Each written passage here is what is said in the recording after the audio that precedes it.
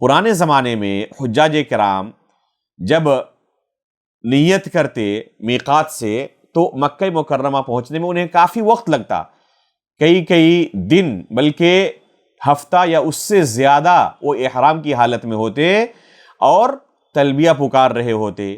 آج کل اللہ کے فضل و کرم سے جو تیز رفتار سواریاں ہمیں حاصل ہیں، ان سواریوں کی مدد سے چند گھنٹوں کے اندر ہم مکہ مکرمہ پہنچ جاتے ہیں اور تلبیہ پکارنے کا ہمیں بہت زیادہ وقت نہیں ملتا۔ اس کے باوجود بھی اگر ایک حاجی اس مختصر وقت کو بھی فضول کی باتوں میں گنوا دے تو یہ بہت بڑی بدنصیبی اور محرومی ہوگی۔